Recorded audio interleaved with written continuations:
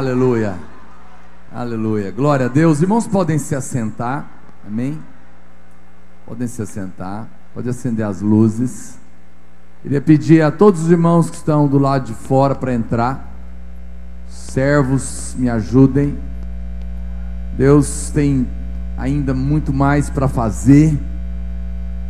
Glória a Deus. Nós vamos receber mais uma ministração da palavra de Deus. A primeira ministração do pastor Marcelo Almeida.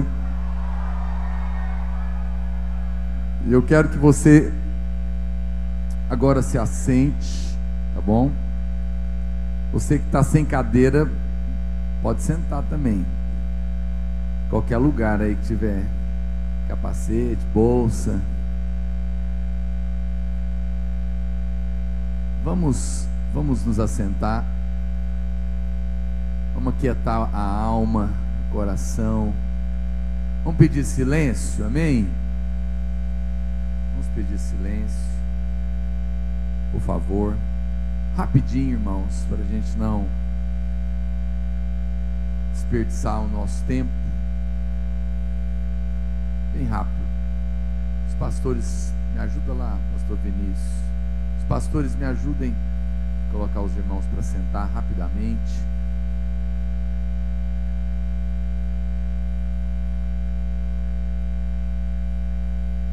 Não converse, por favor, não vamos conversar. Quero receber o pastor Marcelo aqui com a salva de palmas, amém, irmãos?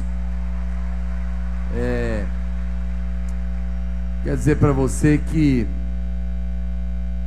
eu sempre falo para o pastor Marcelo, sempre insisto muito com ele para ele estar presente, porque como eu tenho falado aqui na convenção, olha para cá, eu nasci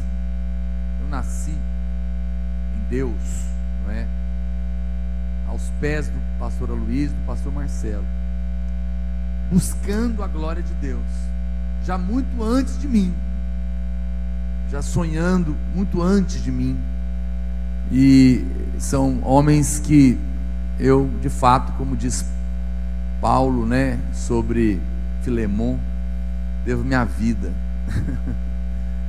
Não é de Filemon, ele falou para Filemon, né? É o outro, esse nome do outro. Mas de fato eu devo, porque sou fruto deles. Eu me considero muito privilegiado. Eu acho que eu tenho muita coisa.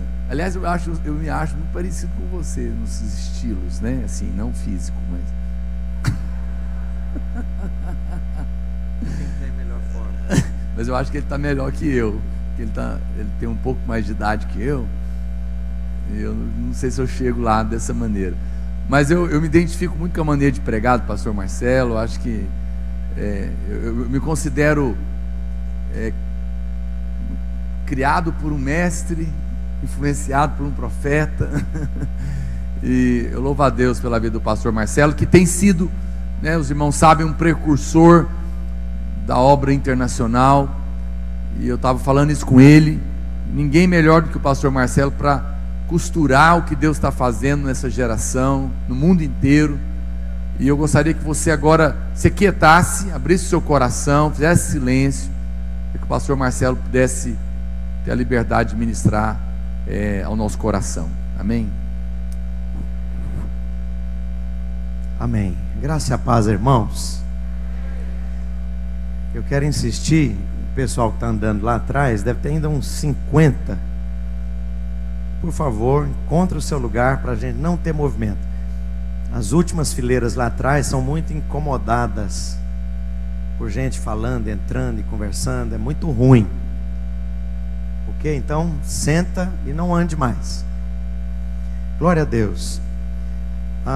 Queridos, antes da gente entrar para o Ministério da Palavra, você recebeu esse folder, esse material, que fala do portal Ampelos. Se você não sabe, a palavra ampelos é videira, na língua grega. E nós estamos lançando esse portal, que vai ter um conteúdo muito variado, rico e disponível para aqueles que assinam. Então, não é uma coisa estática, sempre vai ter alguma coisa a mais. Então, material, pregações, texto, PowerPoints, coisa para líder, palavras MP3, as conferências da Via Internacional todas disponíveis, as conferências da Europa, da África, dos Estados Unidos, da América Latina, vão estar disponíveis no portal para você. E um curso de inglês sério, não é brincadeira, não é um cursinho fajuto. A pessoa responsável por isso, durante muitos anos ele foi dono de uma franquia, de uma escola de inglês com mais de 400 alunos ali em Mauá, que é o Saulo, que é o nosso líder lá da nossa igreja em Nova Jersey. É uma pessoa séria, competente, tem competência para isso, tem didática, e isso vai estar incluído nessa assinatura do portal. Isso aqui é apenas uma divulgação. O portal vai entrar no ar a partir de agosto, ok? Você tem então aí os contatos atrás, ok? O e-mail, você pode ter mais informações. Logo, logo, o material informativo vai estar no ar, ainda não disponível, mas pelo portal ampelos.com. Amém? E isso vai ser realmente um material muito rico, muito prático para nós, especialmente para você que é líder. Gostaria que você pegasse na mão da pessoa que está do seu lado, e agora nós vamos orar. Gostaria que você falasse com Deus. Eu sei que nós já ouvimos tanta coisa preciosa, tanta palavra boa, rica, inspirativa, mas eu estou com uma palavra, eu creio que um pouco diferente desse rio que nós temos bebido esses 2 dias. Essa palavra veio ao meu coração para ser ministrada para os pastores lá de São Paulo. Estivemos ministrando alguma coisa semelhante numa vigília lá do pessoal da Dínamos, lá de Santo André. E eu gostaria de compartilhar com você um assunto muito sério. Não é uma palavra muito fácil, é um assunto meio duro, mas que tem a ver com uma palavra profética que eu creio que eu tenho da parte de Deus para compartilhar e para liberar, não apenas para nós aqui nesse ambiente, mas para os nossos pastores, nas conferências que a gente vai participar ainda lá em São Paulo, porque vai definir o rumo que nós vamos ter como igreja nessas próximas fases. Então é um assunto muito sério.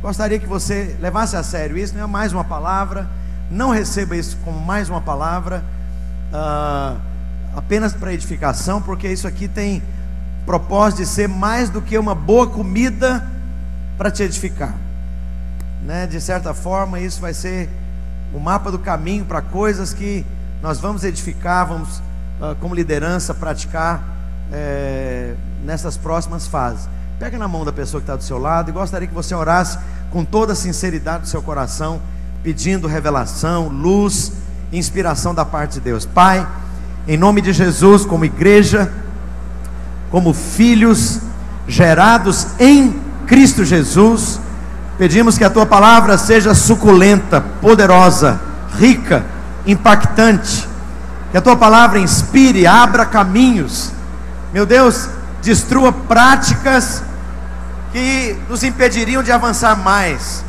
mas estabeleça práticas que nos levem, ó Deus, a avançar na direção que Tu queres. Libera a Tua palavra entre nós, sobre nós, poderosa, com autoridade e com vida, em nome de Jesus. Você pode dizer amém? Amém.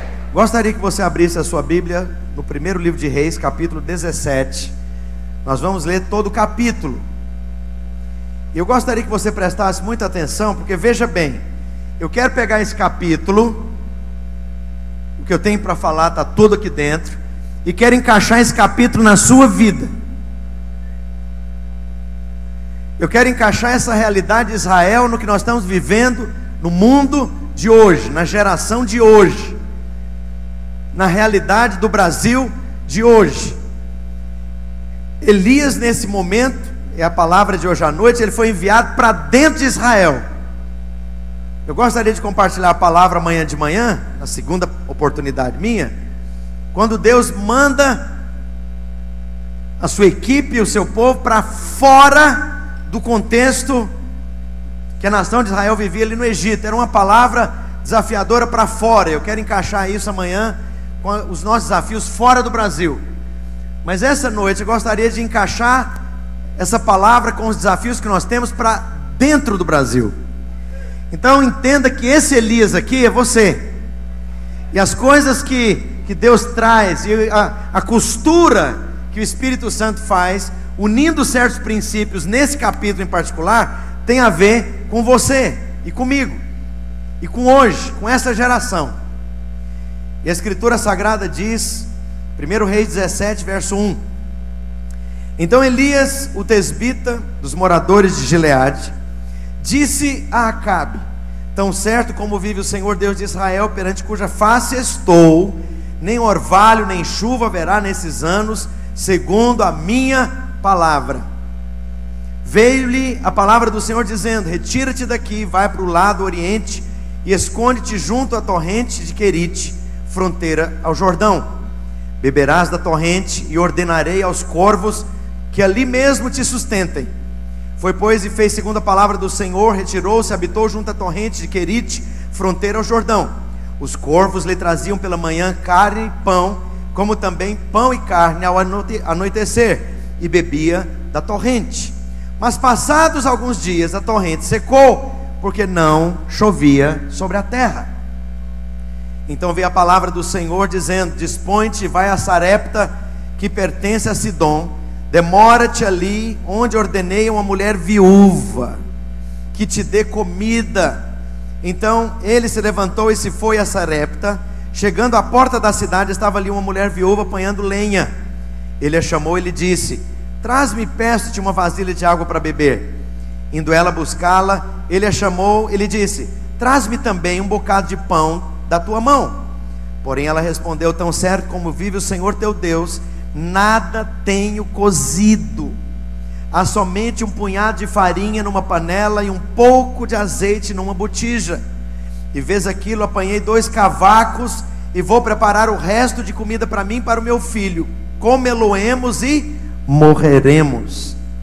Elias lhe disse: Não temas, vai e faze o que disseste, mas primeiro faze-o para mim um bolo pequeno e traz-mo aqui fora. Depois farás para ti mesma e para teu filho, porque assim diz o Senhor Deus de Israel: a farinha na tua panela não acabará, e o azeite da tua botija não faltará, até o dia em que o Senhor Deus fizer chover sobre a terra. Foi ela e fez segundo a palavra de Elias. Assim comeram ele, ela e a sua casa por muitos dias. Da panela a farinha não se acabou, e da botija o azeite não faltou, segundo a palavra do Senhor por intermédio de Elias. Depois disso adoeceu o filho da mulher da dona da casa, e a sua doença se agravou tanto que ele morreu. Então disse ela a Elias: Que fiz eu, ó homem de Deus? Vieste a mim para trazer à memória a minha iniquidade e matares o meu filho? Ele disse: Dá-me o teu filho. Tomou-o dos braços dela e o levou para cima, ao quarto onde ele mesmo se hospedara, e o deitou em sua cama. Então clamou ao Senhor e disse: Senhor meu Deus, também até esta viúva com quem me hospedaste afligiste, matando-lhe o filho. E estendendo-se 3 vezes sobre o menino, clamou ao Senhor e disse: Ó Senhor meu Deus, rogo-te que faças a alma deste menino tornar a ele. O Senhor atendeu a voz de Elias, e a alma do menino tornou a entrar nele e reviveu. Elias tomou o menino e o trouxe do quarto à casa, e o deu à sua mãe e lhe disse: Vê aí, o teu filho vive. Então a mulher disse a Elias: Nisto agora conheço que tu és homem de Deus, e que a palavra do Senhor na tua boca é verdade. A gente precisa aprender a ler a Bíblia, porque nesse capítulo, nessa porção da Escritura, Deus costurou e Deus fez o vínculo entre algumas coisas muito chaves. E isso é princípio poderoso para aquilo que Deus quer construir entre nós para o futuro. E antes de mais nada, eu quero dizer que nós vivemos este momento, é um momento profético, como obra de Deus. Nós estamos claramente, isso é evidência, qualquer lugar que você olha, dentro do Brasil, nas principais capitais, fora do Brasil, em fronteiras que nós imaginávamos que um dia a gente ia tocar. Por exemplo, o mundo muçulmano. não fizemos interesse, não fizemos esforço nenhum para mexer com isso. E de repente o Espírito de Deus nos coloca lá no olho do furacão. E as coisas vão acontecendo num desdobramento muito rápido, com o enunciar de um avanço, de nova fronteira, também de novos desafios, presta atenção, e de um novo grupo de líderes jovens que Deus está levantando. Isso são evidências proféticas, ponto final. Agora, quando a palavra de Deus mostra o que acontecia nos dias de Elias, isso é extremamente próximo do que aquilo que nós estamos vivendo na obra hoje. A obra da videira e da vinha, nós estamos falando para dentro da casa, e essa conferência aqui, me perdoe se você é um penetra, é uma conferência de líderes, é uma conferência de líderes de jovens, líderes de célula, discipuladores, obreiros, e eu quero tratar você nessa noite e amanhã, na minha palavra, como líder, de igual para igual nesse sentido, que tem cargo, que tem expectativa, que tem sonhos, que tem desafios, que tem medos, que tem dúvidas, que tem perguntas sem respostas. E é interessante que, com a velha estrutura, ouça, aqui é o ponto, é uma afirmação delicada, com a estrutura que a gente tem vindo até aqui, nós não vamos muito longe mais. Pelo amor de Deus, não estou falando de visão, não estou falando de prática, de célula, não estou mexendo aqui com os nossos paradigmas cardeais. Eu estou querendo dizer que, com 80 mil reais que a Via Internacional recebe por mês, nós não vamos te mandar para lugar nenhum. Não tem dinheiro, acabou. Zero. Não é porque eu não gosto de você, não. Como diz o Vergara lá, como é que é? É nós. Não tem, acabou. E aí, uma coisa interessante, eu descobri que tempo de fome é também tempo de Deus. Tempo de Deus não é só tempo de abundância. Tempo de abundância, você desfruta de paz, de alegria, você constrói, porque edifica-se em tempos de paz, não se edifica em tempos de guerra.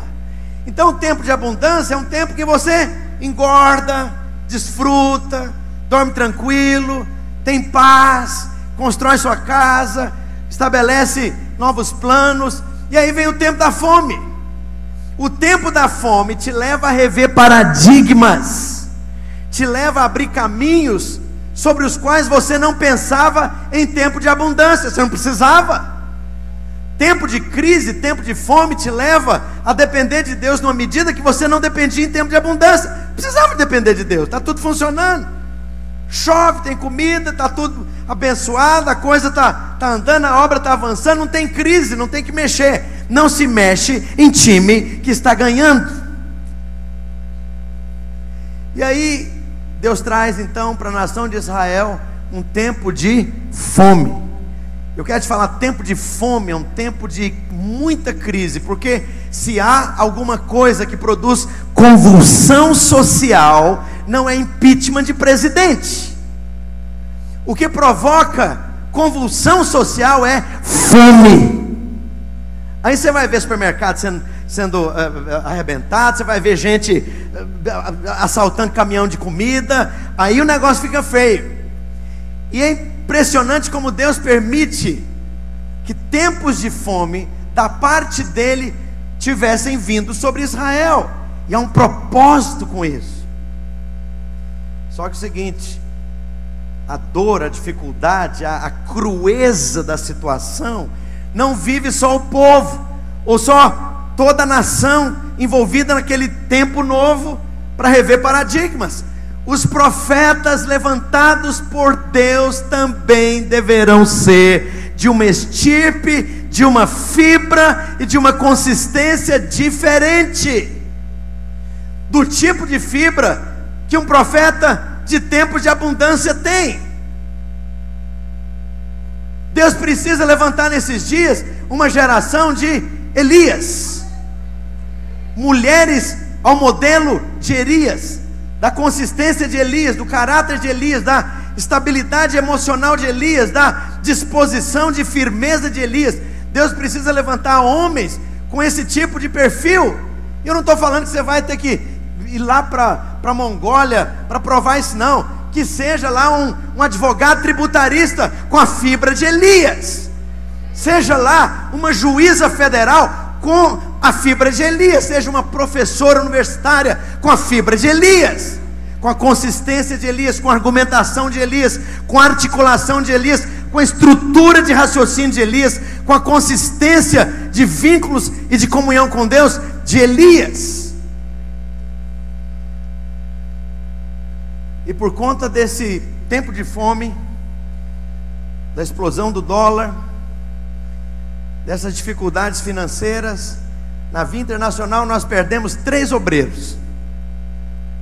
E o argumento básico, normal dos 3 é: uai, vocês não estão pagando mais? Então, vou viver minha vida. Em outras palavras, servir no ministério é um emprego. Servir no ministério é um trabalho, como qualquer outro. Quero te falar, se você está dependendo de algum de nós ou de uma instituição para receber dinheiro, para sustentar você no ministério, tira o seu cavalo da chuva. Porque Deus faz uma ligação aqui entre dependência, sensibilidade espiritual, obediência, milagre e provisão e sinais e prodígios. É o conteúdo desse capítulo. E Deus ligou essas 5 coisas. Elas não estão separadas. Não quero te falar, se você quer receber milagre, se você quer experimentar um novo nível de sinais e prodígios, se você quer receber fruto na sua vida e no seu ministério, se você quer plantar a igreja, se você quer ser missionário, se você quer responder a Deus para essa nova geração, para essa terceira fase aqui, Deus precisa levantar estirpe de Elias, mulheres e homens com a fibra e com o perfil de um profeta Elias. E aí eu convido você a caminhar comigo novamente no mesmo texto. Nós vamos comentando algumas coisas rápidas. Primeira coisa, a escritura diz: então Elias o tisbita, que habitava em Gileade, disse a Acabe. E o que ele diz a Acabe? Por que ele diz a Acabe? Quem é Acabe? Acabe era um rei perverso, maligno, casado com uma mulher endemoniada, Jezarlene,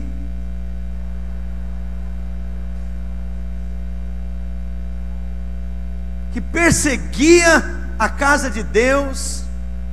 Era um tempo, presta atenção, em que o consenso ideológico daqueles dias nada tinha a ver com Deus de Israel, nada tinha a ver com a fé, nada tinha a ver com amar a Deus ou servir a Deus. Era um tempo de apostasia generalizada. Não dava ibope ser crente, não dava ibope servir a Deus. E num certo momento, em outro momento aqui na vida de Elias, ele se desespera e ele fala para Deus: só eu sobrei, ficou mais ninguém. Aí Deus fala: peraí, você não está vendo, tem 7.000, você não está vendo, mas tem 7.000. Eu não sei se eu me alegraria ou se aí eu desesperava por completo Deus confirmar: tá bom, não sobrou ninguém, mas tem só 7.000 numa nação inteira. Então era um tempo de desgraça, para falar uma palavra ainda mais grosseira, desgraceira completa, em todos os quadrantes e níveis. E aí Deus levanta esse homem com um ministério para uma geração, com uma palavra, com um propósito. E o chamado desse homem primeiro era confrontar os poderes, confrontar a política, confrontar o rei. Embora a luta não seja contra carne e sangue, em algum momento você vai falar para carne e para sangue. A nossa esperança não é apenas sair à rua aí com a bandeirinha, nhenhenhé, mimimi, Não é isso que vai mudar o Brasil. A nossa luta não é contra carne, nem contra sangue, mas contra principados, potestades e hostes espirituais da maldade. Mas mesmo que essa luta seja em fé, em perseverança, em oração, em algum momento você vai ter que enfrentar lá o cavalo do diabo. E daqui Elias, diante do rei, que representava todo esse status quo, vamos falar difícil, tempo de absoluta decadência espiritual, abandono do Senhor. E aí Deus levanta Elias com um ministério muito ruim. É gostoso vir, chegar, eis que te digo, Joaninha, casarás com um príncipe encantado que virá com um cavalo branco, glória a Deus. Mas a palavra na boca de Elias era uma palavra destrutiva. O profeta virou uma persona non grata, porque a mensagem dele era uma mensagem destrutiva, que produzia confronto e conflito. Tudo que ele profetizava era para destruir, para acabar, para quebrar, para trazer fome, para trazer fim de chuva, para trazer o fim do reino, para acabar com a Jezarlene. Vai morrer, e são os cães que vão comer as carnes do seu corpo. Se imagina, se coloca nos sapatos de Elias, uma pessoa que tem uma boca maldita. Você só vai falar coisa ruim, porque não tinha coisa boa para falar para aquele povo sem arrependimento. Não havia nada a dizer que fosse positivo enquanto não houvesse arrependimento.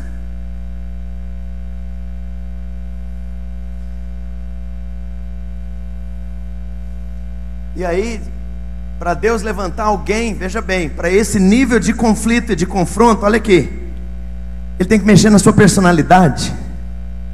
Olha aqui, Ele tem que levantar um novo paradigma de liderança, de profetas, de embaixadores, de representantes dele, para essa nova fase, para esse novo tempo de avanço. O lugar que nós fomos visitar para, obviamente, checar a questão de segurança, de funcionalidade, de custos, para a gente mandar 3 missionários, 2 aqui de Goiânia, para o Paquistão. Fomos lá na cidade de Lahore, ficamos lá vários dias, pregamos, andamos, visitamos, conhecendo, fizemos plano, visitamos várias propriedades. 1 mês e meio depois, um muçulmano radical se infiltra no meio dos cristãos que estavam celebrando a Páscoa e explode, matando 150. A mídia ocidental diz que foi 70. As informações deles, do Paquistão, dos irmãos, é que foi no mínimo 150. Eu conversei anteontem com um pastor paquistanês que me falou isso.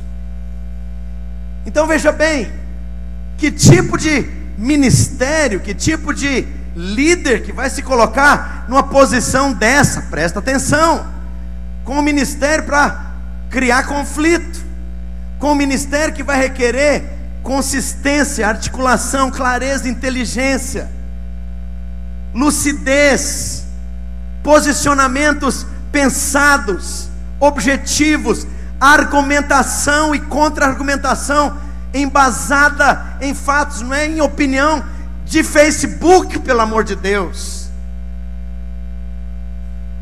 Que tipo de profeta é esse que Deus está levantando? E eu vou te falar, não tem brincadeira aqui não, não tem glamour, não é romântico, porque pessoas morrem.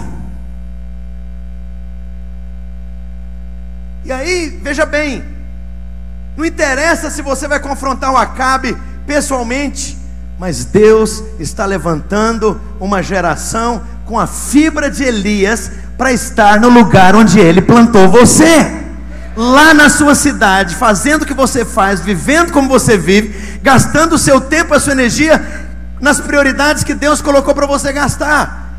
É tempo então de uma nova geração com uma nova fibra.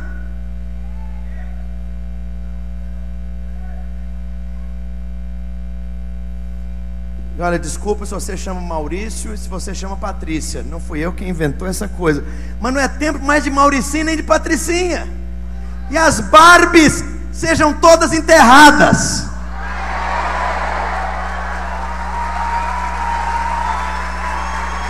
Arruma uma vassoura, minha filha. Não é para voar de bruxa, não. Acabou.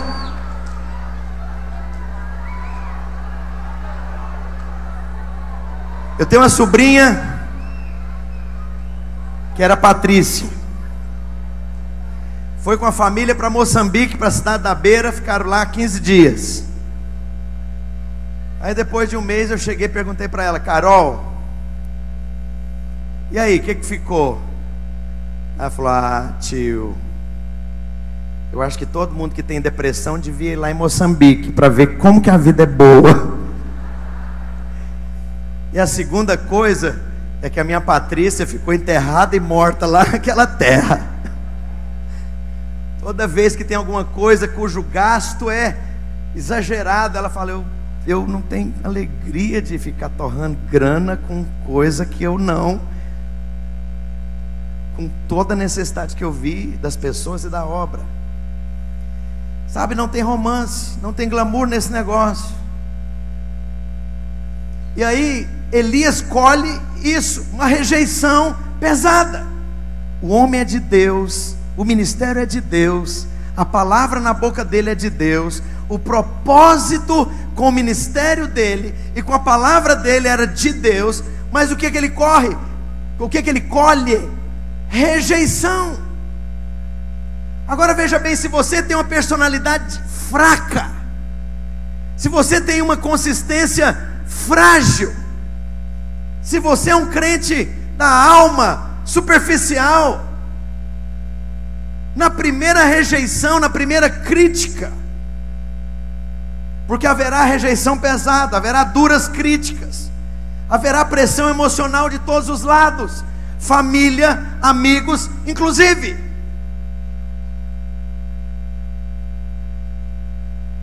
Cadê o aplauso da família de Elias? Me conta onde, em algum lugar da Bíblia, você vê aplauso da família. Você é um desgraçado, você só causa problema.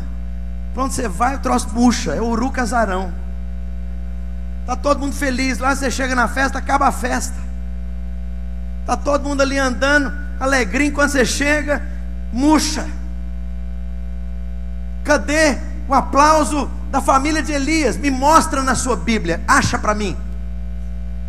Cadê a mulher de Elias?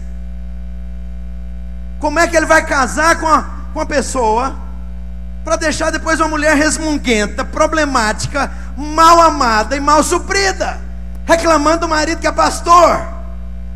Então ele falou: entre ter uma mulher mal amada e não ter nenhuma, entre casar com a Barbie e ter problema e viver a vida em paz, eu não vou casar. Eu falei para o Christopher Vergara, eu falei: ó, tem um vestibularzinho aí, eu conheço pelo menos umas 4 moças interessadas em você. Falei para ele. Ele falou: pastor, mas é o seguinte, essa pessoa precisa estar sabendo que ela corre um risco real de ficar viúva. Eu falei: ah, vai ter um bocado de doida que vai querer isso, vai querer morrer junto. Então presta atenção. Cadê a mulher de Elias? Me mostra aí. Oi, cadê na sua Bíblia? Cadê os filhos de Elias? Não tem filho. Me mostra a casa onde ele morava, onde ele voltava depois do ministério. Não tem, não pode, porque ele estava debaixo de constante perseguição.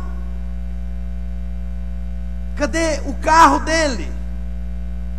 Cadê as coisas agradáveis que ele podia desfrutar no momento de relaxar?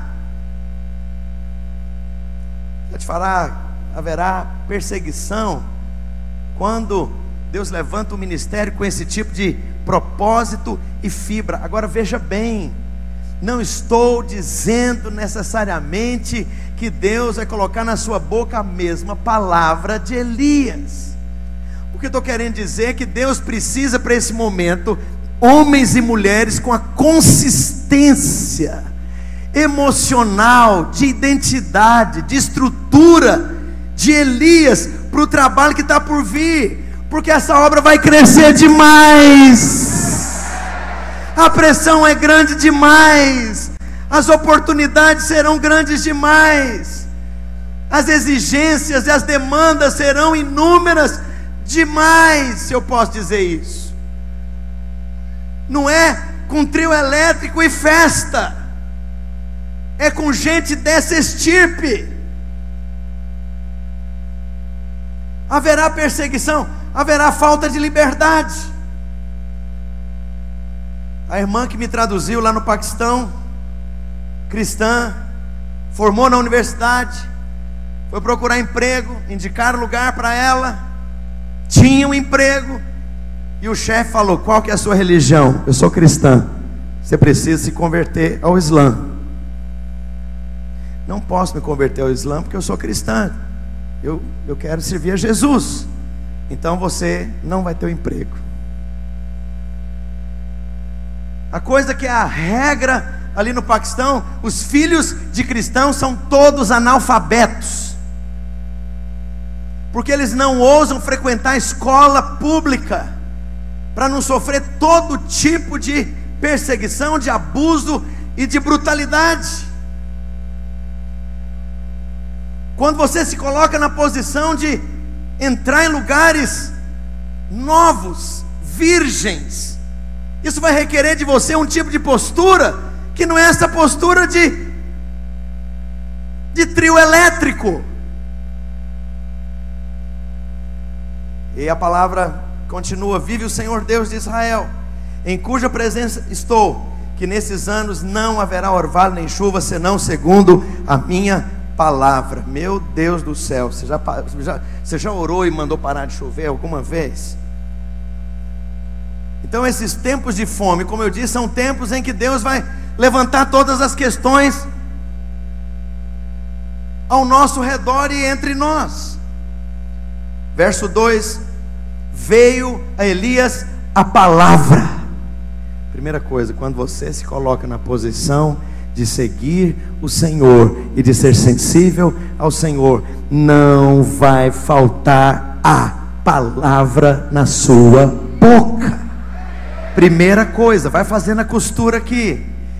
Veio a palavra do Senhor dizendo: retira-te daqui, vai para a banda do Oriente, a sua rotina. Tem gente que quer milagre, mas meu filho, você não tem sensibilidade, você não obedece, você não segue a direção do Espírito. Olha que coisa interessante, Deus faz uma conexão aqui entre ouvir o Espírito, sensibilidade ao Espírito, obedecer ao Espírito e milagres.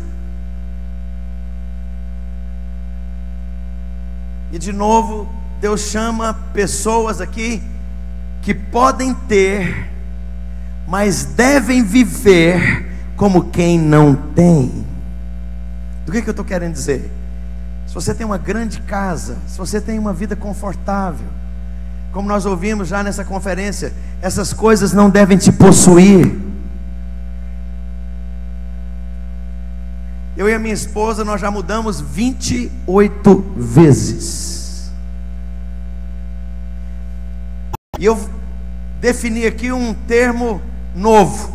Estou chamando isso de minimalismo espiritual. O que é minimalismo espiritual? Não tem muita bugiganga, não tem muita tranqueira, não tem muito carro e muita coisa, e muito sofá, e muito tapete, e muito quadro, e muito objeto de arte, e muita roupa, e muito tititi, muito trelelê, e muito... joga fora, dá para os outros, vende, faz um queima total, faz um bazar na igreja, acaba com esse negócio. Sabe onde está a minha mudança hoje? Está dentro de um depósito. Móveis que deve ter um ano e meio de uso, móveis bons, paguei aí 1 ano e meio, está lá, estamos dormindo, eu, minha mulher, o Guilherme, é o meu filho solteiro, em cima de colchão. Qual a crise? Uau, a senhora Madame Gloriosa Data Vênia Valneide Apostila Davi Internacional, dormindo num colchão? E daí, Patrícia? Grande crise.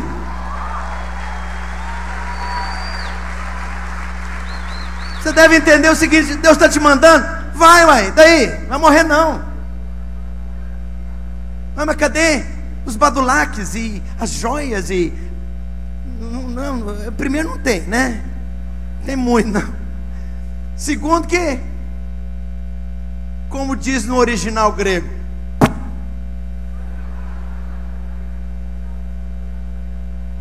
sabe essa coisa em que você tem, desfruta, usa, Deus te prosperou, desfruta,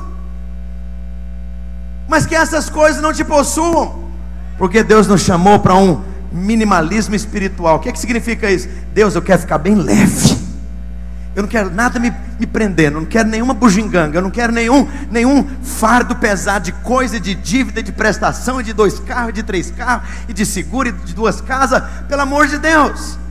Não estou querendo dizer que você não deve ser sábio, se Deus te deu recurso, em investir financeiramente, não estou dizendo isso não, eu estou dizendo que você deve estar leve, como Elias. O que ele carrega? Não tem nenhum canivete suíço,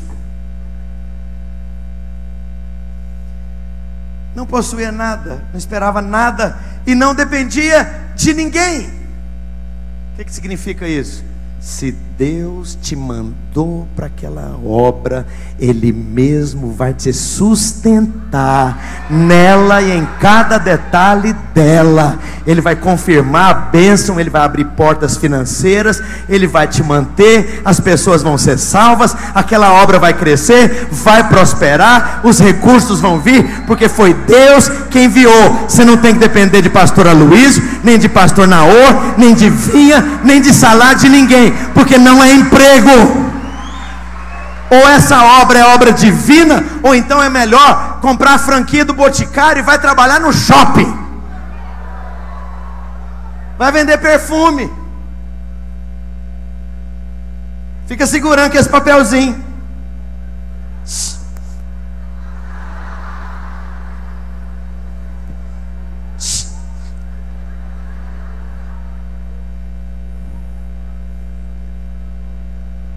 Ué. Agora deixa eu te falar, se Deus te chamou, mas Ele vai virar as avessas, meio mundo, mas a glória vai vir, o poder vai vir, as portas vão ser abertas, os milagres vão acontecer, as pessoas vão ser salvas, gente vai ser transformada, endemoniado vai ser liberto, gente vai ser curada, milagres acontecerão, prodígios acontecerão, porque é Deus confirmando você. De novo, não estou querendo dizer necessariamente que você vai ser pastor aqui ou acolá. Seja lá no seu trabalho esse tipo de Elias, com esse tipo de encargo, com esse tipo de fibra, com esse tipo de consistência. Ele não esperava nada de ninguém, ninguém pagava salário de Elias.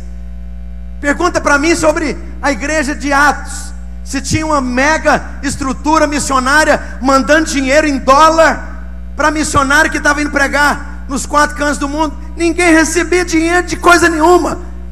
Se Deus te mandou, se vira que você não é quadrado.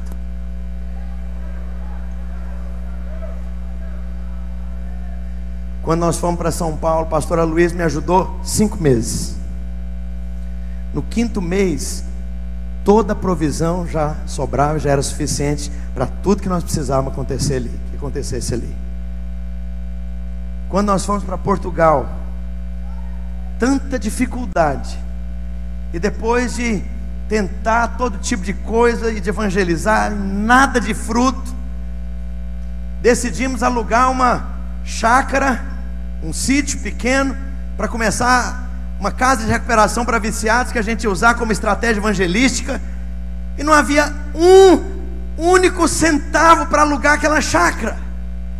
Em Portugal, como é costume nos países de primeiro mundo, eles requeriam 3 meses adiantado, não tinha dinheiro. Nós chegamos, toda cara de pau e fé. Ele falou: olha, não sei como, nunca fiz isso, não conheço quem faz, mas eu estou sentindo que eu devo fazer.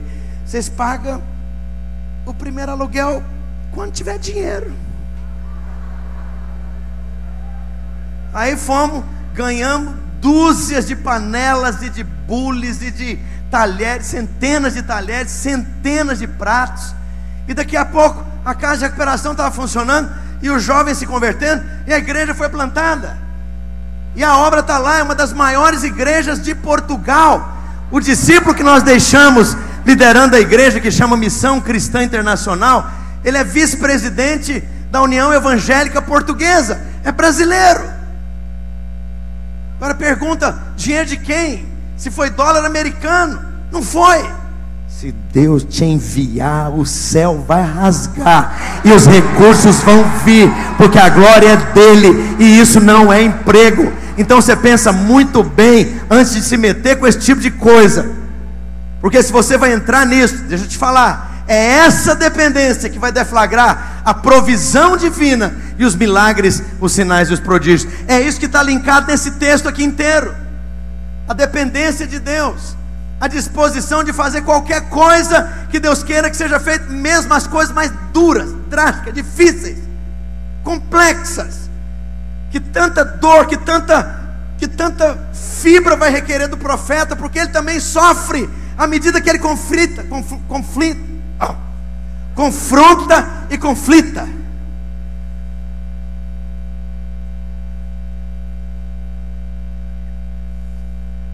Christopher, aquele sujeito esquisito que vocês viram pregando ontem, ele deve estar ouvindo essa palavra. Foi em uma das cidades lá do Paquistão, e havia um missionário americano que já estava lá há mais de 10 anos. O sujeito tinha uma picape de último tipo, uma caminhonete. Tinha 2 apartamentos nos 2 pisos. O piso térreo ele usava no período de calor, e o piso superior em tempo de frio. Naqueles anos todos lá servindo como missionário, o Christopher, chocado, falou: mas você é missionário aqui?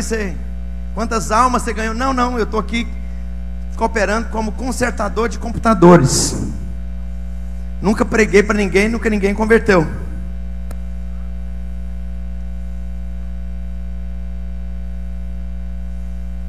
Verso 5: partiu, pois, e fez conforme a palavra do Senhor, foi habitar junto ao ribeiro de Querite, que está ao oriente do Jordão, e os corvos lhe traziam pão e carne pela manhã, como também pão e carne à tarde, e ele bebia do ribeiro.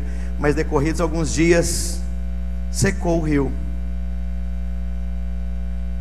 Por que Deus leva Elias para aquele lugar antes de mandá-lo de volta a qualquer povoado, qualquer estrutura urbana, qualquer vila? Porque Deus estava esperando que as coisas piorassem muito mais. E a coisa chegou num nível tão grave que até o ribeiro secou. Se o ribeiro no interior secou, imagina as cidades. E aí, depois de toda essa situação, que é um alinhamento de Deus para levar a nação a responder ao Senhor, Ele pega e coloca você lá dentro do angu, lá no meio do patuá.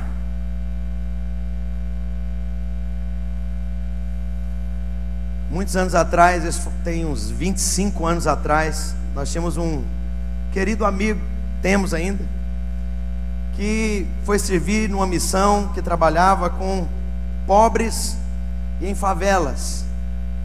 O nome desse irmão José Carlos, está no Peru, em Lima. Ele tinha 2 filhinhos, e a gente se identificava muito, porque nós temos mais ou menos a mesma idade, filhos mais ou menos a mesma idade. E esse irmão, servindo aqui em algumas igrejas aqui na região de Goiânia, entendeu que Deus havia chamado para o Peru, e foi com a família, mas ele foi morar numa favela. Era comum os filhos dele terem diarreia por conta de água contaminada, água não tratada. E o pior é que naquele período, naquela época, o Sendero Luminoso, que é uma guerrilha peruana que era muito ativa naquela época, descia das montanhas e atacava os arredores de Lima, que era a capital. E o José Carlos me contou um testemunho uma vez dele estar lá, e de repente a população ali daquela favela, um favelão enorme, inchado de gente fugindo da guerrilha, e aí pegaram um ladrão, e ladrão que era pego roubando ali, eles despiam aquela pessoa, espancavam e queimavam em praça pública. E o Zé Carlos vai, se coloca entre a multidão e o ladrão, livra o ladrão, peita a multidão, e esse homem, que era esse ladrão, converte hoje, até onde eu lembro do testemunho, se tornou um dos obreiros dele. Agora, aquele lugar lá era comum pastores evangélicos serem assassinados pelo Sendeiro Luminoso. Agora, impressionante o nível de milagres e de coisas que Deus começou a confirmar ali por intermédio desse nosso irmão querido. Uma das pessoas que Deus moveu aqui no Brasil fui eu. Em outros contextos eu já contei uma experiência, essa experiência, mas com outra abordagem. Havia um irmão na nossa igreja que tinha certa posse financeira, a igreja de onde a gente vem. Um dia esse irmão marca comigo, com a Valneide, para nós tomarmos um lanche na sua casa. A gente vai lá, depois do lanche ele me pega um pacote de padaria cheio de notas de $100, um pacotão assim, muito dinheiro. E aí, quando eu chego no carro e abro e vejo aquele dinheiro, eu falei: vamos fazer uma festa, vamos trocar de carro, vamos trocar de sofá, vamos passear, vamos dar um banho de loja na mulher, vai ser uma coisa maravilhosa. O Espírito Santo: esse dinheiro não é seu, é do José Carlos. Sai, voz do inferno.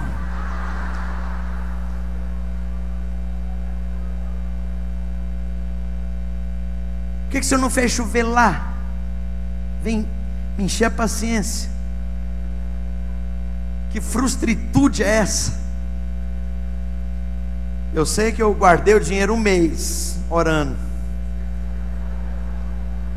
Vocês lembram daquele filme Ghost, que a Whoopi Goldberg está entregando um cheque de $1 milhão para as freiras, e a freira segura o cheque, ela puxa, e a freira... Foi mais ou menos isso.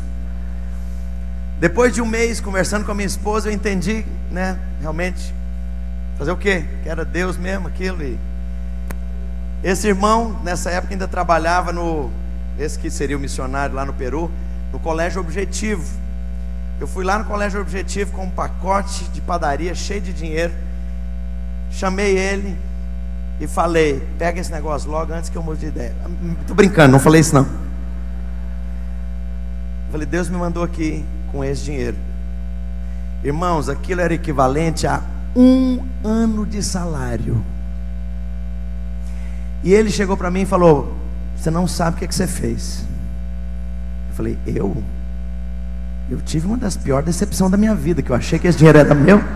Estou brincando de novo, não falei isso para ele não.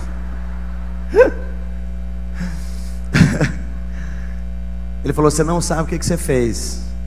Eu falei: o que eu fiz? Eu estava orando com a minha esposa, pedindo um sinal de Deus, se Ele nos sustentaria ou não no Peru, de maneira sobrenatural. E isso que você está fazendo aqui é a confirmação divina do nosso envio para o Peru. E ele foi. Então eu quero te falar, à medida que você se coloca nessa posição de ser sensível a Deus, de ouvir a Deus, de obedecer a Deus, você destravará recursos financeiros para a obra de Deus e para você, que de outra forma você jamais vai experimentar. E aí o ribeiro secou porque não havia chovido na terra. Veio a palavra do Senhor dizendo: levanta-te e vai para Sarepta, que pertence a Sidom, e habita ali. Eu ordenei a uma mulher viúva. O senhor enlouqueceu.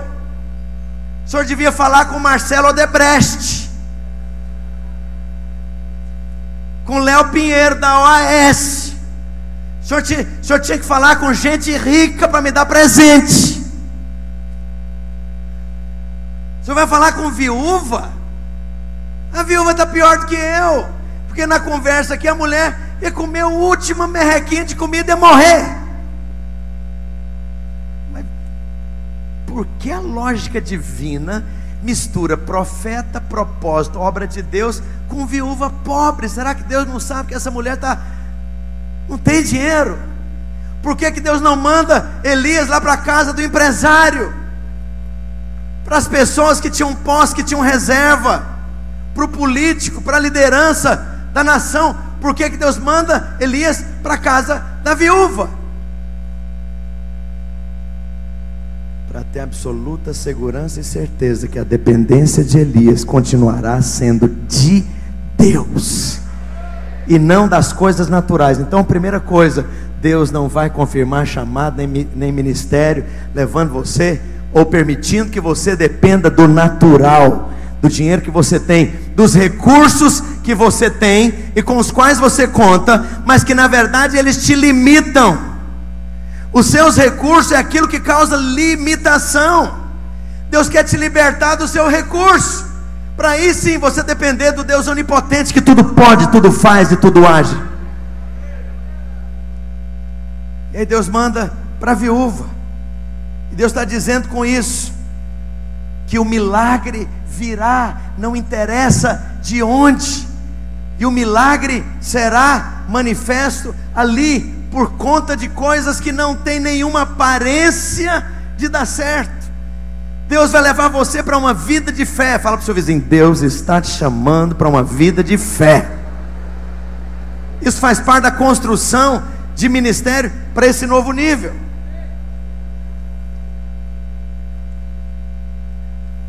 E aqui deixa eu caminhar bem mais dentro do que eu quero concluir com essa palavra. Presta atenção. Nós somos uma obra de 18 anos. Lideramos hoje mais ou menos 350 mil pessoas, incluindo crianças. Presta atenção. Somos mais ou menos 1.400, 1.600 igrejas. Estamos em mais ou menos aí 20 e poucos países. Lá no início do século passado, quando houve um poderoso avivamento, o avivamento pentecostal, duas denominações surgiram das denominações clássicas pentecostais: as Assembleias de Deus e as Igrejas de Deus. Conta para mim o que você sabe das Igrejas de Deus. As Assembleias de Deus explodiram no mundo todo. Ao chegarem no Brasil, elas se esparramaram no país inteiro, sem eles saberem. Até onde eu sei, eles não têm muita clareza e consciência disso. Eles entraram no princípio de cada crente um ministro, e liberaram os crentes a plantar a igreja, a pregar o evangelho no interior, a ir para as corrutelas, para as vilas, para as aldeias, para os lugares mais remotos, sem depender de salário, sem depender do homem, porque não era emprego, era chamada, era ministério, era o avivamento pentecostal. E essa gente esparramou pelo Brasil. E quando alguém chegava para o presidente do campo na Assembleia de Deus e perguntava: como é que eu faço para começar a igreja lá no Jardim Marilisa? Eu vi nascer aqui em Goiânia. Como é que eu planto a igreja? Ué, junta os irmãos, cada um traz um tijolo, faz um mutirão. Mas onde? Qual lote? Olha lá no lote da sua casa. Faz a igreja na frente da sua casa e mora no fundo. Faz um barracão, você mora lá. Mas como é que eu arrumo o telhado? Ué, Deus vai prover. E aí o dono lá do material de construção, onde os crentes estão comprando o tijolo, ele vai dar o telhado. Daqui a pouco tem a Assembleia de Deus lá, com 150 membros, orando dia e noite, buscando a Deus, e tem uma igreja plantada que não dependeu de ninguém. Nas igrejas de Deus era o contrário. Estou falando de consequências de longo prazo numa obra. Quando o missionário lá no interior precisava de uma bicicleta, ele era orientado a escrever uma carta para a mesa administrativa regional. A mesa administrativa regional pegava a carta, mandava para a mesa administrativa continental. A mesa administrativa continental mandava carta para os Estados Unidos, que era a sede. Depois de um ano, chegava a resposta, o missionário já tinha morrido, não precisava mais da bicicleta.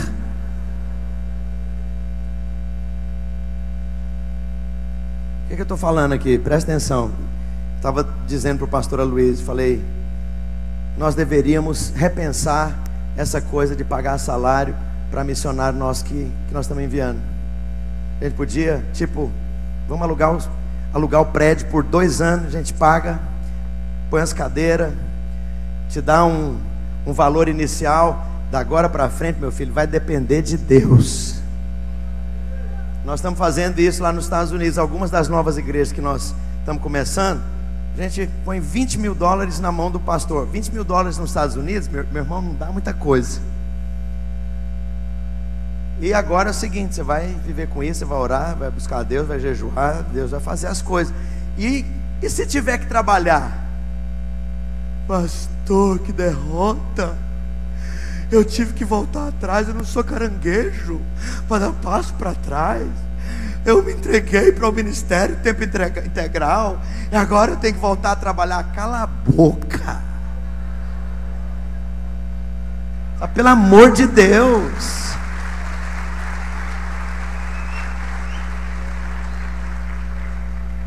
Hoje de manhã estava tendo uma reunião com alguns pastores.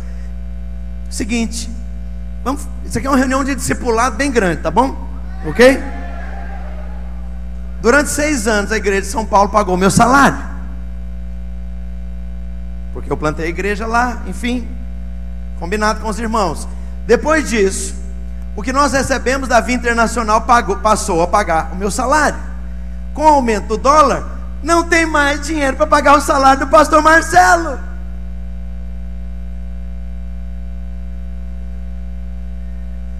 Mas presta atenção, quem paga o salário do pastor Marcelo? Pastor Luiz? Não, sou eu que pago o meu salário. Mas como não tem dinheiro para pagar o meu salário, a gente vai pagando os outros e o meu vai ficando atrasado. Hoje o meu salário está atrasado 2 meses. Pergunta para mim se eu estou em desespero.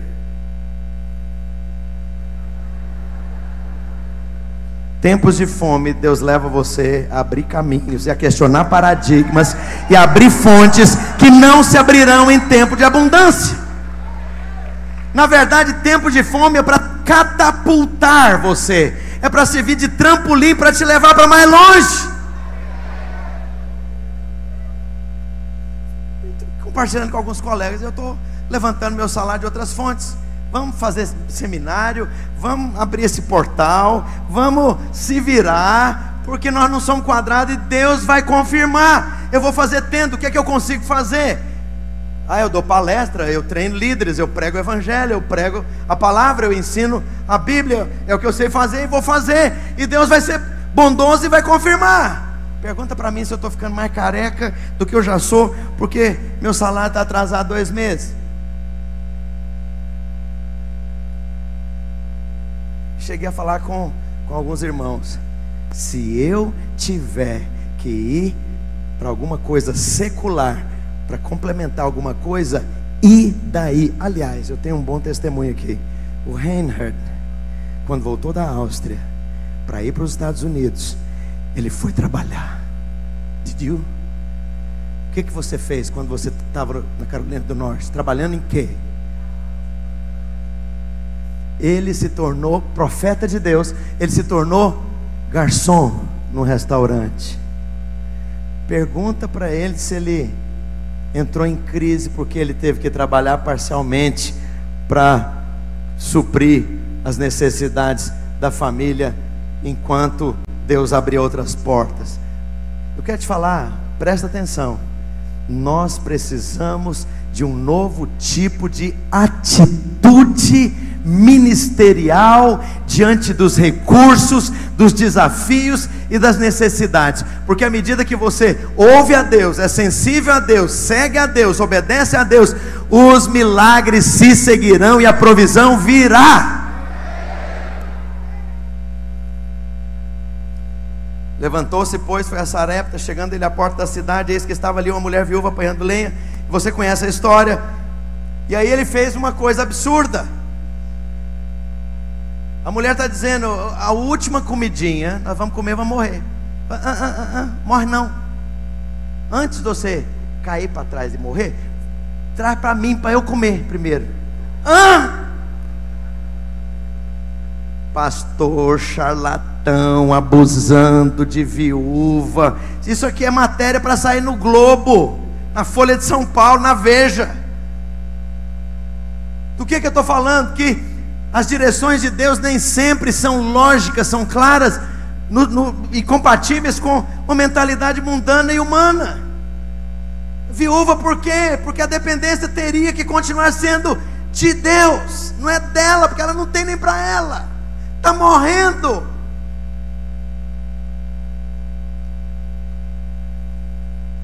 E aí a palavra do Senhor no verso 14 diz: pois assim diz o Senhor Deus de Israel, olha aqui: a farinha da vasilha não acabará, e o azeite da botija não faltará, até o dia em que o Senhor dê chuva novamente sobre a terra. O que significa isso? À medida que você obedece, haverá milagre de provisão na sua vida. Eu quero falar milagre de provisão na sua vida.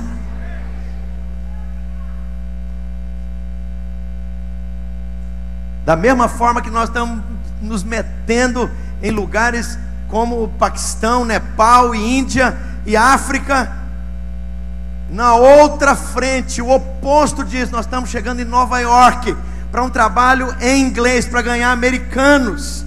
Agora pergunta se tem dinheiro para isso. Não, mas Deus mandou e nós vamos. Aí fui pesquisar na internet, vi um prédio de uma igreja de 1680 para vender. Liguei lá, diácono da igreja, Mr. Jacó, é o negociador do prédio. Ele perguntou: quanto é que vocês estão querendo pagar? Eu falei: não mais do que 3 ou 4 mil dólares. Eu vou falar com o nosso pastor. Aí chegou para mim e falou: tá bom, nós vamos aceitar 4 mil dólares como parte do pagamento do principal, e depois de 5 anos vocês concluem o pagamento com o financiamento, tirando o valor que vocês pagam de aluguel do valor principal lá do final.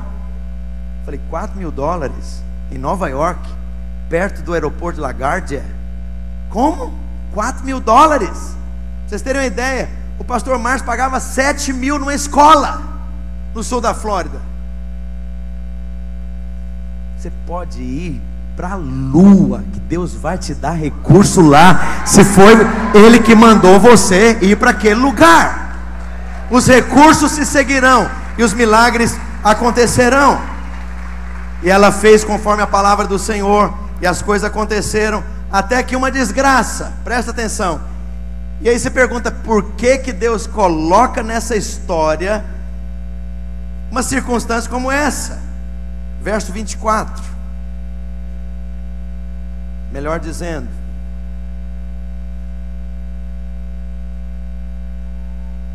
verso 18, 17: depois dessas coisas aconteceu adoecer o filho desta mulher, dona da casa, e a sua doença se agravou tanto que não se achou mais fôlego de vida. Então disse ela: Elias, que tenho eu contigo, homem de Deus, vieste tu a mim para trazeres à memória a minha iniquidade e matares o meu filho? Então se estendeu sobre o menino 3 vezes. Verso 21, clamou ao Senhor dizendo: Senhor meu Deus, faz a vida desse menino voltar nele. O Senhor ouviu a voz de Elias, e o fôlego voltou a entrar nele. Ele reviveu o menino, e Elias tomou o menino, trouxe-o, deu o quarto da casa, e o entregou à sua mãe, e disse: Elias, vês aí, teu filho vive. Então a mulher disse: agora sei. Pelo amor de Deus, você está comendo milagre aí, ô dona viúva Severina chique, que comprou uma boutique para sua vida melhorar. Você está comendo milagre todo santo dia. Você vai olhar na sua panela e na sua boutique, você está vendo o milagre da multiplicação. E é agora que você está vendo que o homem é de Deus mesmo. Agora sei que tu és homem de Deus e que a palavra na tua boca é verdade, não é brincadeira. Admiração que traz reconhecimento, que produz autoridade. O que Deus liga nesse capítulo? Tempo de fome, obediência, seguir a Deus por fé, provisão financeira e finalmente milagres sobrenaturais. Nós ainda não começamos a ver ressurreição nas nossas igrejas. Nós ainda não começamos a ver ressurreição nas igrejas lá da África. Nós já temos testemunho da história disso acontecer em outros lugares. Mas se você ousa entrar no chamado e na obediência a Deus, nesse nível, no padrão da fibra de Elias, você experimentará sinais, milagres e prodígios que de outra forma não acontecerão no seu ministério. Quantos querem experimentar ressurreição, cura divina, milagres? Sabe, Deus nos chamou como obra para uma nova fase, mas para essa nova fase nós precisamos de uma nova estirpe de liderança. Não é mais uma liderança, ou não pode ser uma liderança fraca, não pode ser uma liderança que diante da pressão se escandaliza, não pode ser um tipo de liderança que depende financeiramente de uma sede, pagar o salário, senão ele escandaliza e larga a obra, porque é um emprego. Quero te falar, não é um emprego, é uma obra. Lá no início do ministério, pessoa com quem a gente estava envolvido ministerialmente disse para mim: quando você terminar o seminário eu vou te ordenar. Terminei o seminário, a pessoa não disse nada. Eu fui orar e perguntei para Deus: eu devo ir lá cobrar o que saiu da boca dele, prometendo que ia me ordenar? E Deus falou: não, você não vai trabalhar para ele, você vai trabalhar para mim. Isso não é emprego. Sabe o que eu fiz? Não tinha emprego, era uma crise econômica horrível, final do governo lá do Sarney, uma confusão, uma inflação de 80% ao mês. Você abria os classificados de emprego dos jornais, não havia nada. Apareceu lá, eu já formado no seminário, cheio do Espírito Santo, liderando jovens, a obra explodindo lá na igreja onde a gente estava. Mover de Deus, glória de Deus, poder de Deus.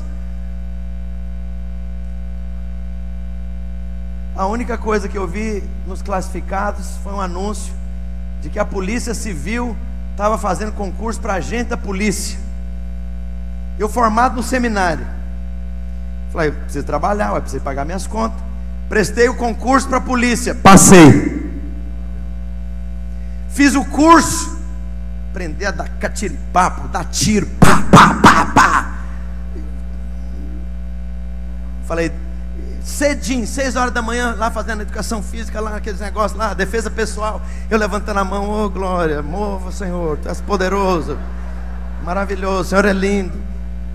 Passei no concurso da polícia, passei no curso, virei policial civil e fui lotado na delegacia de crimes contra a fazenda pública. Carregava um revólver calibre 38 carregado, porque era uma exigência. Eu, crente, chamado para ser pastor, armado até o dente, com um trabuco desse tamanho.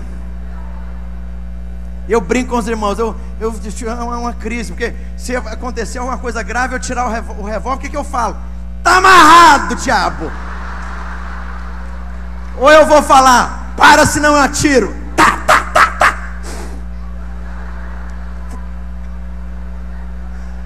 Graças a Deus eu nunca precisei dar um tiro.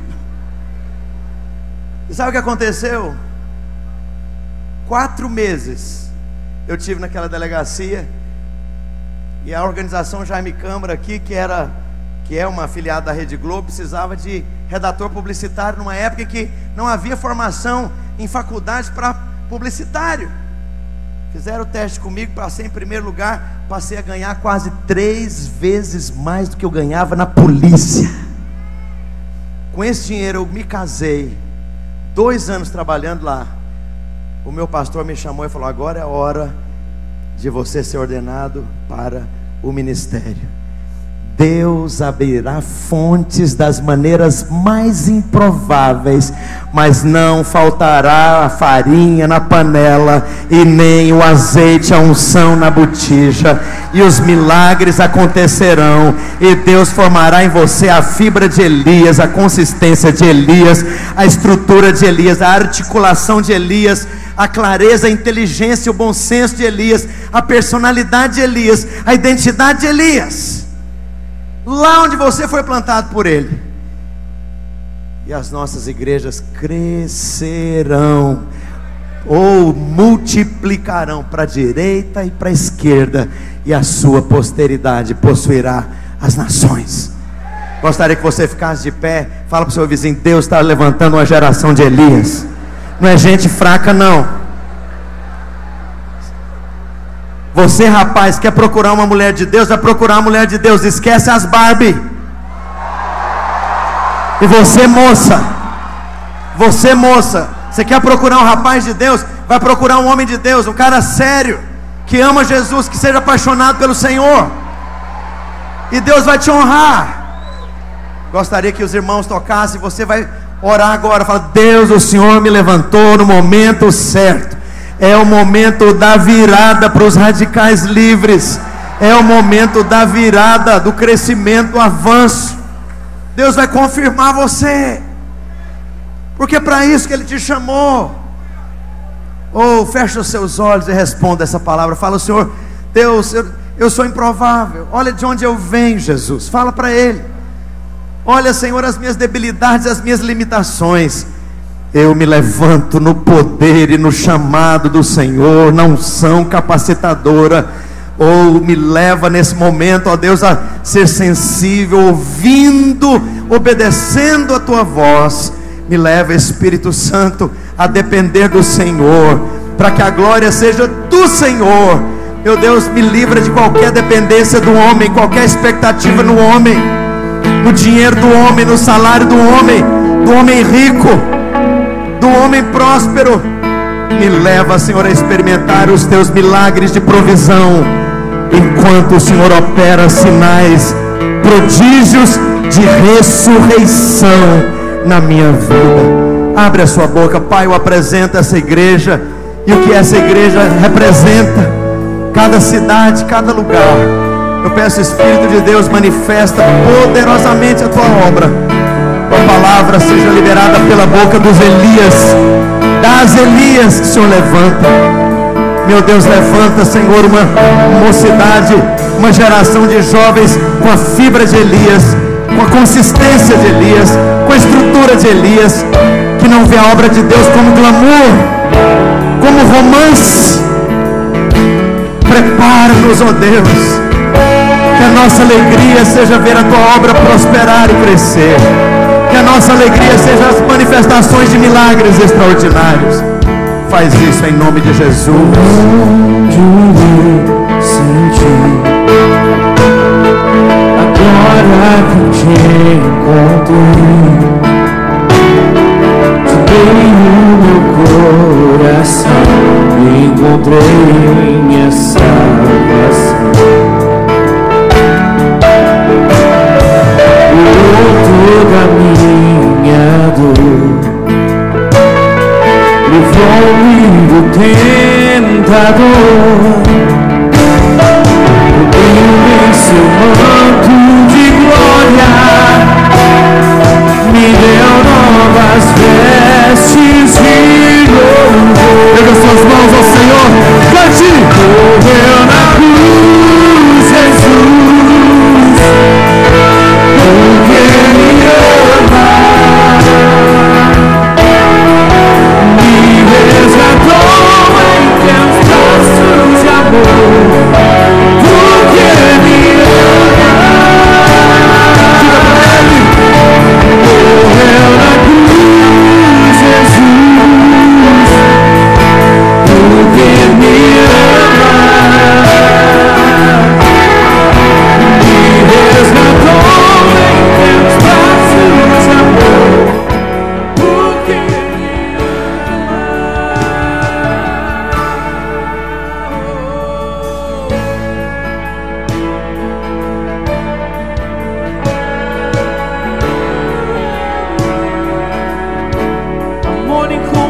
incomparável é Senhor. Não há outro Deus, não há outro amor igual a ti. Pra onde?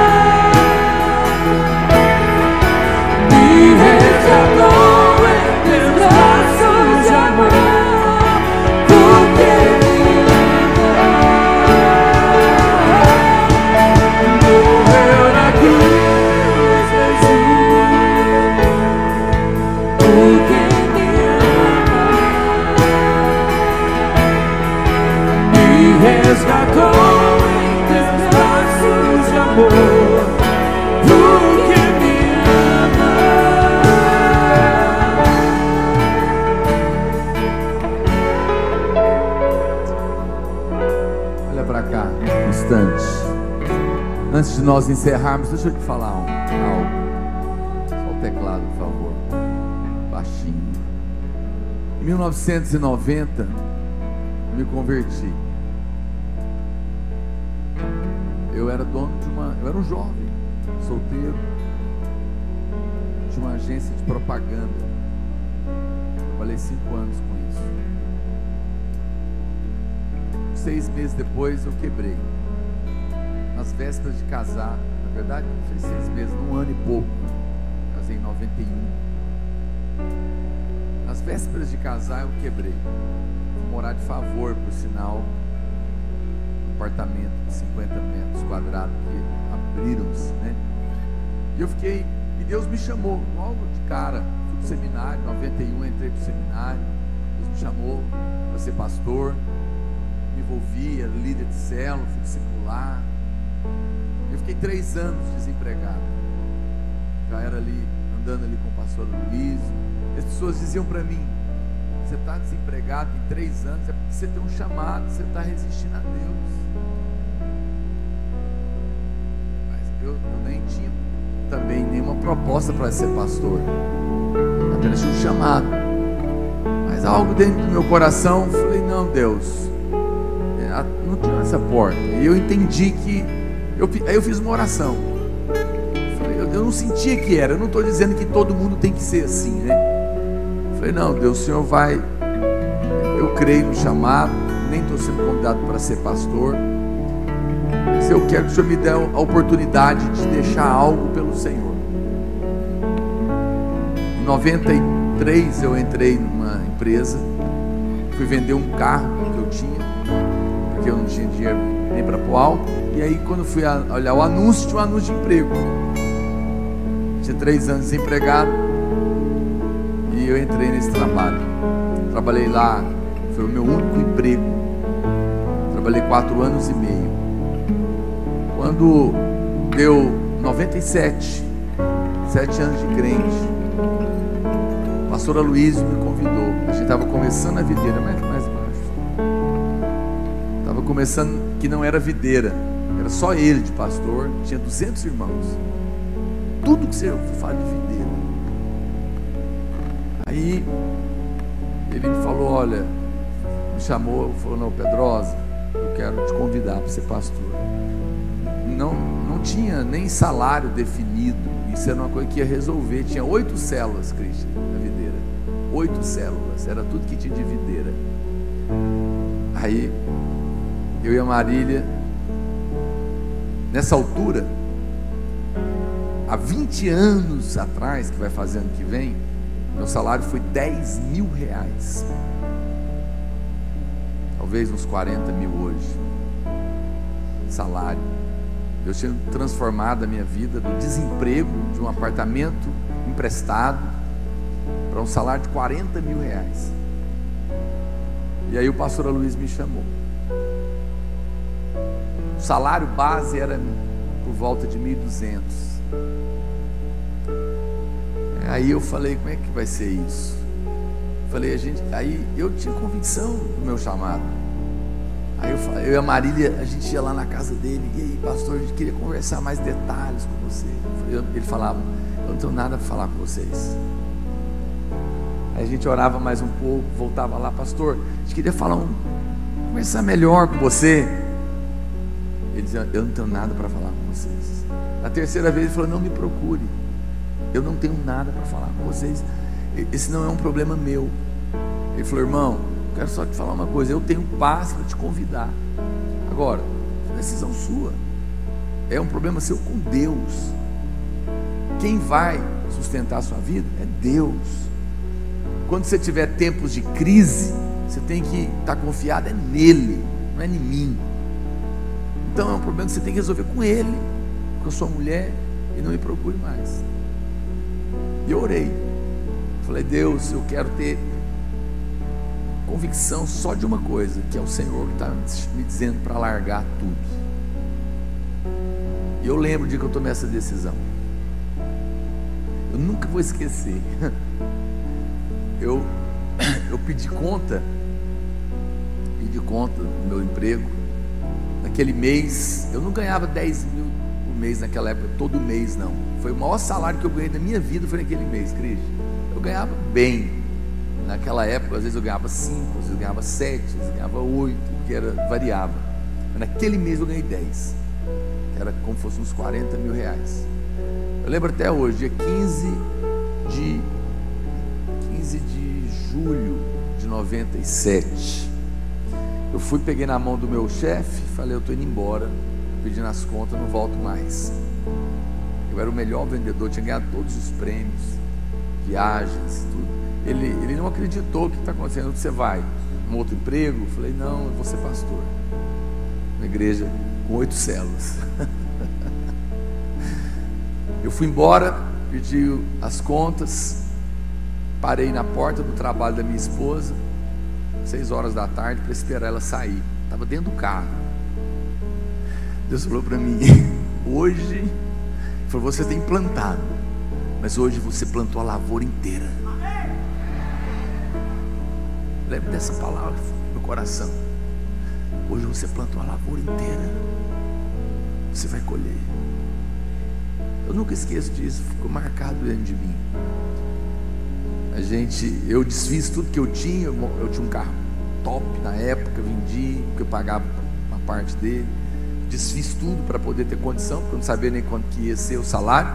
Os líderes reunidos, 8 líderes, lembro até hoje. Eu nunca perguntei para o pastor Luiz quanto que eu vou ganhar, nunca, nós não conversamos disso. Não foi um negócio de propósito de emprego. Ele falou, vem ser pastor. Eu não perguntei quanto que eu vou ganhar. Aí eu lembro que eles fizeram uma reunião na casa do Nando, pastor Nando. Reuniram os 8 líderes de célula para decidir. O Nando está aí? Não sei se está aí, já foi embora. Aí eles ficaram com dó, não vamos pagar 1.200, não vamos pagar 1.500. E foi o que nós passamos a receber. Vai fazer 20 anos essa história. Quem que garantia que a videira ia dar certo? Quem garantia que 8 células ia virar alguma coisa? As 2 primeiras reuniões foi na garagem da minha casa. Depois nós fomos para um barracão. Se você ver, barracão cabia 100 pessoas, sem forro, cimento queimado. Era eu, o pastor Luiz e essa turma doida lá. Eu falo para você, diante de Deus, eu nunca, nem um segundo sequer da minha vida eu me arrependi de ter feito isso. Um dia eu tive um pesadelo que eu estava voltando lá nesse lugar. E eu falo para você, nunca me faltou nada, pelo contrário, todos os anos eu sou abençoado. Eu já visitei mais de 20 países, provavelmente, muitos deles pregando. E provavelmente eu nem sei se eu paguei para ir em algum, você quer saber? Porque Deus é que me leva. Eu sou tão abençoado. Eu aprendi isso com a pastora Luísa desde o começo. Eu trabalho para Deus. Eu já fui pregar em lugares, irmãos. Eu estou abrindo aqui minha intimidade para você. Já fui pregar em lugares. Eu me lembro uma vez, Cristo, que eu tinha terminado um jejum de 21 dias na água. Tinha 6.000 jovens. Fui mover. O céu abriu. Profecia. Poder de Deus. Tinham levado um cantor para cantar lá. Pagaram caro. O cara só atrapalhou. Eu lembro, pagaram quase 10 mil de cachê na época para ele. E tava, eu não sei, acho que o irmão estava com um problema. Foi ruim. Não devia ter cantado. Mas eu falo para você, eu falo em Deus, eu preguei, mas foi um mover tão grande. Deus do céu, o que é aquilo? Eu preguei lá mais um tempão. Acabou, o pastor falou boa noite. Deus te abençoe, até mais, valeu. Foi isso que ele me falou. Não me deu nada. E fui embora. O outro lá ganhou quase 10 mil. Eu lembro, eu falei para Deus, Senhor, esse negócio está errado. Eu fiquei chateado, claro que eu fiquei. Mas eu falei, mas eu lembrei, mas eu não trabalho para eles. Eu sou seu servo. Está tudo certo. Orei, fiquei em paz. Sabe, eu fiquei em paz. Em paz. Passou, esqueci aquilo, Cristo. Esqueci. Na outra semana, eu fui, num outro 15 dias, eu fui pregar, me convidar no mesmo estado. Só que eu viajei 12 horas dentro de um barco para pregar lá na ilha de Marajó, uma igreja pobre. Rapaz, eu cheguei lá, pobre, povo pobre. Eu fui por encargo, porque eu queria ver o que estava acontecendo lá. E eu fiquei tão constrangido. Eu não sei o que esse povo aprontou.